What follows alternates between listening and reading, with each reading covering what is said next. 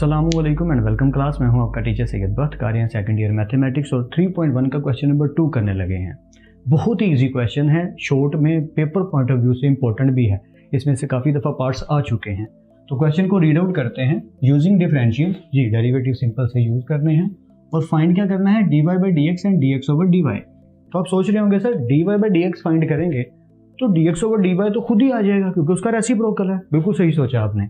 जब हम D Y by D X का आंसर निकालेंगे तो उसे पलटाएंगे तो D X over D Y बन जाएगा। तो होपफुली समझ आ रही है। क्वेश्चन को शुरू करते हैं।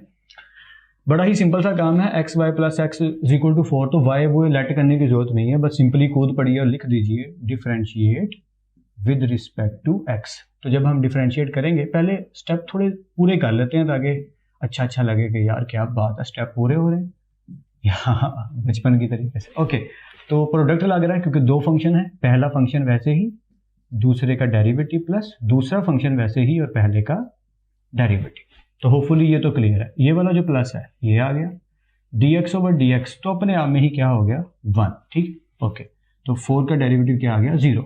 तो होपफुली ये भी क्लियर है। यहाँ क्या आ गया x dy by D x अपनी जगह पे plus y। dx over dx क्या होता है 1, तो उसको लिखने की जरूरत तो नहीं, लेकिन चलिए लिख लीजिए प्लस 1 इक्वल टू 0। तो होपफुली यहाँ तक क्लियर है। अब इन पार्ट्स में करना क्या है, सारे पार्ट्स में ये सीक्वेंस सेम रहेगा। आपने देखना है dy बाई डी एक्स कहाँ लिखा है, जी यहाँ लिखा है, इसको अलग करना है बाकी सबसे और ऑटोमेटिक आंसर बन जाएगा। व्हाट आई मीन कि x dy by D x अपनी जगह पे रहा, ये प्लस y उधर आके माइनस y, प्लस 1 उधर आके माइनस 1। होपफुली क्लियर है। ठीक है, अगर मैं इसमें से कॉमन ले लूँ y माइनस को तो ये हो जाएगा y प्लस 1।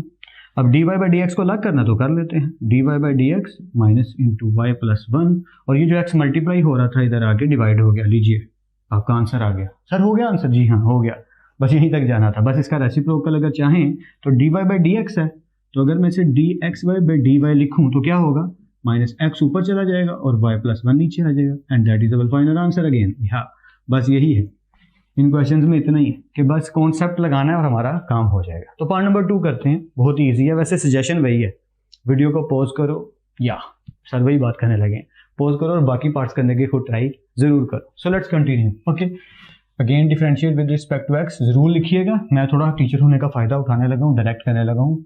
पावर पहले फंक्शन, बिना पावर के फंक्शन का डेरिवेटिव dx ओवर dx लिखने की जरूरत नहीं है। ओके, 2। अच्छा, वाई स्क्वायर का डेरिवेटिव ब्रैकेट में कर लेते हैं ताकि समझ थोड़ी सी ज्यादा आसानी से आए। पावर पहले फंक्शन, बिना पावर के फंक्शन का डेरिवेटिव और 16 का डेरिवेटिव 0 क्योंकि कांस्टेंट है।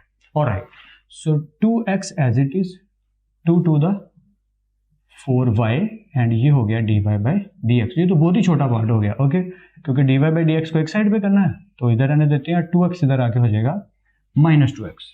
ठीक है, dy बाई डी एक्स अलग करने हैं तो नो प्रॉब्लम, 4y इधर मल्टीप्लाई हो रहा है, इधर आगे डिवाइड हो गया। वैसे तो आंसर यही हो सकता है, लेकिन फर्दर अगर हम इसको सॉल्व करना चाहें तो 2 कट रहा है, 2 1 द 2, 2 टू द 4।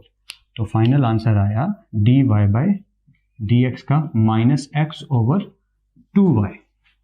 अब इसी का रेसिप्रोकल लिख देंगे तो दूसरा आंसर बन जाएगा, यानी dx ओवर dy का आंसर बनेगा माइनस 2y ओवर x। लीजिए बस काम हो गया, दो के दोनों पार्ट्स खत्म हो गए एंड होपफुली आपको समझ आ गई है। कहीं भी समझ ना आए तो वीडियो को पीछे करके आप देख सकते हैं। बाकी 2 पार्ट्स पड़े हैं, मैं तो करवाऊंगा ही इंशाल्लाह, लेकिन आप भी ट्राई जरूर कीजिए। So let's continue guys. Alright guys, इन दोनों पार्ट्स को भी सिंपली समझ लेते हैं। बहुत ही सिंपल सा तरीका है। इक्वेशन गिवन है, differentiate with respect to x, खुद से लिख लीजिएगा बेशक।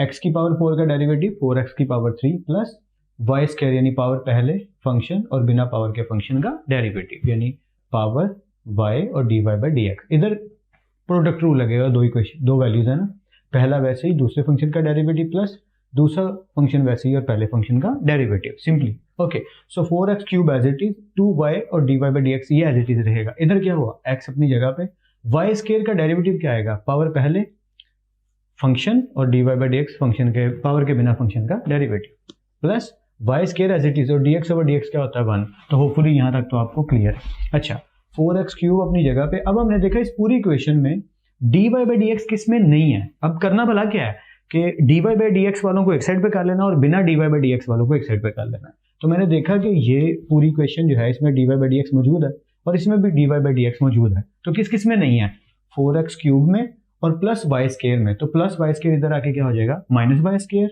ये चीज क्या हो जाएगी 2xy dy/dx, और ये पूरी चीज जो प्लस में है इधर आके हो जाएगी -2y dy/dx।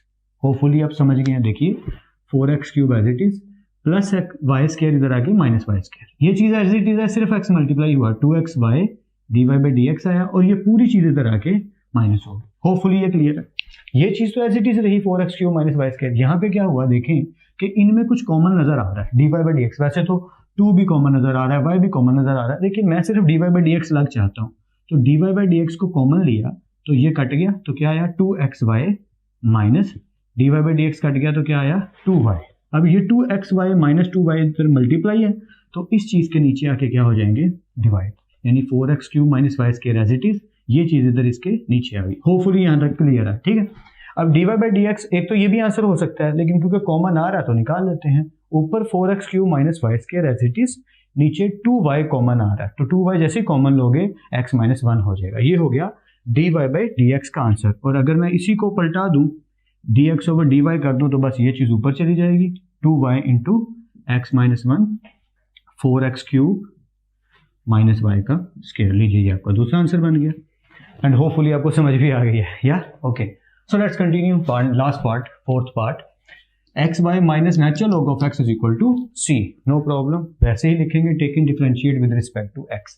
फिर से प्रोडक्ट, फर्स्ट फंक्शन वैसे ही, दूसरे का डेरिवेटिव प्लस दूसरा फंक्शन वैसे ही पहले का derivative, minus natural log of x का derivative is equal to constant का डेरिवेटिव। होपफुली सब क्लियर। तो कांस्टेंट का डेरिवेटिव तो हो गया 0, नेचुरल लॉग ऑफ x का डेरिवेटिव हो गया 1/x। तो एक एक स्टेप करके कर लेते हैं। पहला वैसे ही, दूसरे का डेरिवेटिव ये आया प्लस y अपनी जगह पे, dx/dx क्योंकि 1 हो जाएगा तो उसको लिखने की जरूरत नहीं समझी, माइनस, और नेचुरल लॉग ऑफ x का डेरिवेटिव आ गया 1/x और कांस्टेंट का डेरिवेटिव आ गया 0। होपफुली यहाँ तक क्लियर है। फिर वही करना है, dy/dx को हमें एक साइड पे ले जाना है। तो हमने देखा, ये मैं खत्म कर देता हूँ, इसकी जरूरत नहीं है कि dy/dx कहाँ लिखा है, सिर्फ यहाँ लिखा है, तो इन दोनों को मैं उस साइड पे ले जाता हूँ, यानी -1/x इधर आगे हो गया प्लस 1/x और प्लस y इधर आगे हो गया माइनस y। होपफुली यहाँ तक क्लियर है, ठीक है। अब एलसीएम ले लीजिए 1 - xy और नीचे क्या पड़ा हुआ है x, और ये जो x इधर मल्टीप्लाई हो रहा है उधर आगे क्या हो जाएगा डिवाइड। मैं रिपीट कर देता हूँ, एक स्टेप और कर लेते हैं ताकि समझ अच्छे से आए। x dy/dx फॉर एग्जाम्पल यहाँ पे अपनी जगह पे है, इधर क्या हुआ 1 - xy मल्टीप्लाई हो गया, नीचे वाला x अपनी जगह। ये जो x इधर मल्टीप्लाई हो रहा है इस साइड पे आके क्या हो जाएगा डिवाइड हो जाएगा, और डिवाइड होगा तो इससे क्या हो जाएगा मल्टीप्लाई हो जाएगा। तो 1 - xy अपनी जगह पर है और नीचे x का क्या हो गया स्केयर। होपफुली ये बात आपको अच्छे से समझ आ गई है। अगर थोड़ा सा भी डाउट है तो आप बेशक एक स्टेप और करके इसको इस फॉर्म में लिख के देख लीजिए, अगर आपकी तसल्ली हो जाए। चलिए मैं कर देता हूँ कि x इधर आके डिवाइड हुआ है ना, x क्या हुआ इधर आके डिवाइड हुआ, जिसके नीचे कुछ नहीं होता उसके नीचे 1 होता है। अच्छा, अगर मैं इसको सिंपल फॉर्म में लिखूं तो 1 - xy नीचे x और डिवाइड को पलटा दे क्या बनेगा 1/x। तो x इससे मल्टीप्लाई हो जाएगा, 1 इससे मल्टीप्लाई हो जाएगा, तो 1 - xy 1 से मल्टीप्लाई हो गई है कि यही रहे, और x का क्या हो गया स्केयर। ये dy/dx का आंसर आ गया। और अगर आप इसी को पलटा देंगे तो आपका दूसरा आंसर बन जाएगा, यानी dx/dy का, जो कि होगा x² / 1 - xy। लीजिए that is your final answer. और फोर्थ पार्ट भी अल्लाह की रहमत से by the grace of God हो गया। होपफुली आपको समझ आ गई होगी। क्वेश्चन की प्रैक्टिस जरूर कर लीजिएगा, चाहे बहुत आसान लग रहे हैं, आसान दिख रहे हैं, लेकिन कॉन्सेप्ट बनने के बाद अक्सर हमारे जो हुनर होते हैं उन्हें मुरम्मत की जरूरत पड़ जाती है। तो अगर प्रैक्टिस अच्छी हुई होगी तो लॉन्ग टर्म में फ़ायदा हो जाएगा। इसलिए बस सजेस्ट करता रहता हूँ कि प्रैक्टिस ज़रूर कीजिए। फिर मिलते हैं नेक्स्ट लेक्चर में। तब तक अपना और अपने घर वालों का बहुत ख्याल रखिएगा। खुदा आप सबको बेहद खुश रखे और बहुत कामयाब करे। खूब मेहनत करते रहिए लेकिन स्मार्ट वर्क के साथ। अल्लाह हाफिज़ क्लास।